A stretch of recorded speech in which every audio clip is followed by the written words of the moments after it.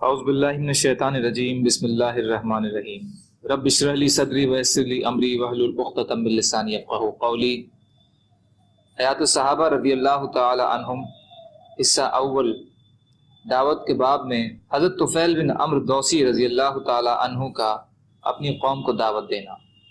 محمد بن اسحاق کہتے ہیں کہ حضور صلی اللہ علیہ وسلم اپنی قوم کی طرف سے سخت رویہ دیکھنے کے باوجود ان کی بھلائی کی پوری کوشش کرتے رہتے اور دنیا اور آخرت کی جس مصیبت میں وہ گرفتار تھے اس سے نجات پانے کی ان کو دعوت دیتے رہتے تھے۔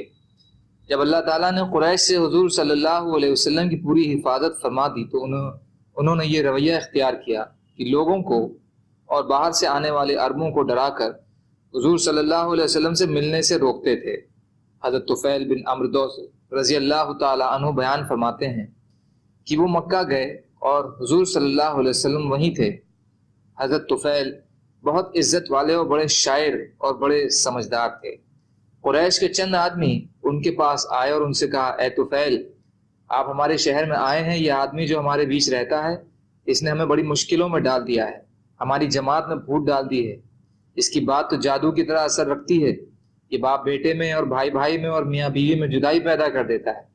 ہمیں خطرہ ہے کہ جو پریشانیاں ہم پر آئی ہیں کہیں وہ آپ اور آپ کی قوم پر نہ آ جائیں، اس لیے آپ نہ تو اس سے باتیں کریں نہ اس کی کوئی بات سنیں۔ حضرت طفیل کہتے ہیں کہ انہوں نے مجھ پر اتنا اصرار کیا اور اتنا پیچھے پڑے کہ میں نے بھی طے کر لیا کہ میں نہ تو حضور صلی اللہ علیہ وسلم سے کوئی بات سنوں گا اور نہ ہی ان سے کوئی بات کروں گا۔ یہاں تک کہ صبح کو جب میں مسجد کو جانے لگا تو کانوں میں روئی اس ڈر سے بھر لی کہ کہیں بلا ارادہ آپ صلی اللہ علیہ وسلم کی کوئی بات میرے کانوں میں نہ پڑ جائے۔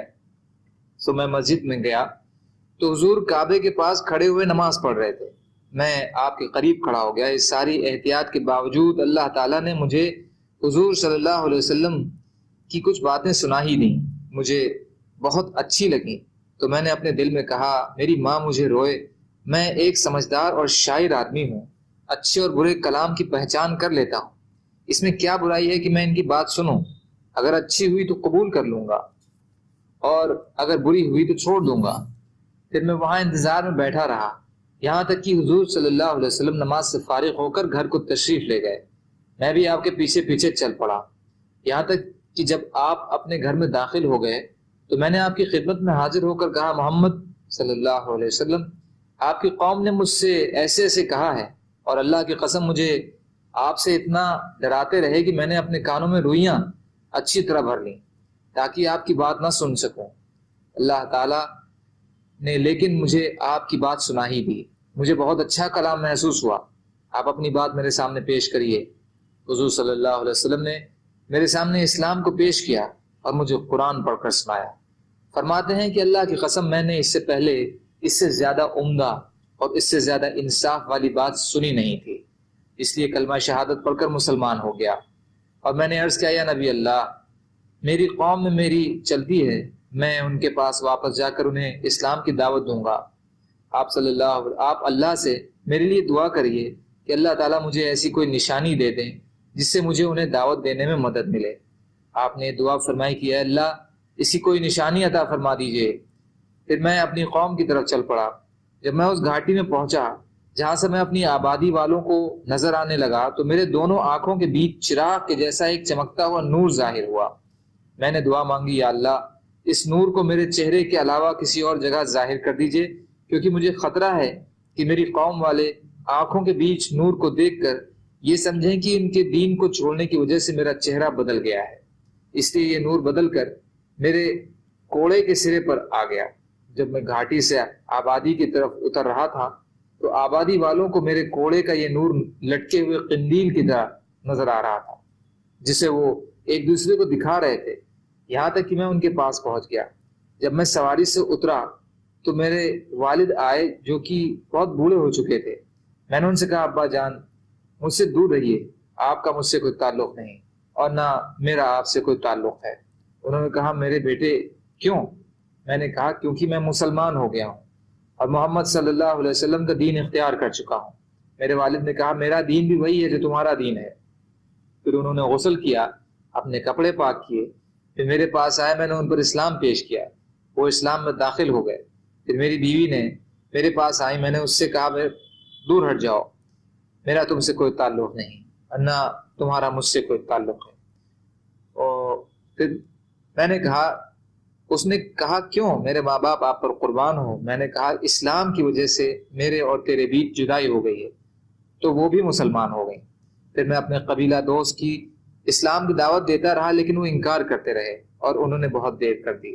آخر میں نے حضور کی خدمت میں مکہ حاضر ہو کر کہا، یا نبی اللہ، قبیلہ دوست نے مجھے ہرا دیا، میں نے انہیں بہت دعوت دی لیکن وہ ایمان نہ لائے، آپ ان کے لیے بد دعا فرما دیجیے۔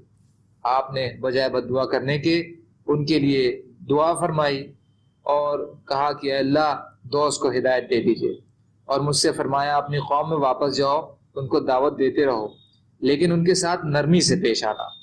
تو میں واپس آیا اور قبیلہ دوست میں ٹھہر کر ان کو اسلام کی دعوت دیتا رہا، یہاں تک کہ حضور صلی اللہ علیہ وسلم ہجرت فرما کر مدینہ تشریف لے گئے اور بدر اور احد اور خندق کے غزوات بھی ہو گئے۔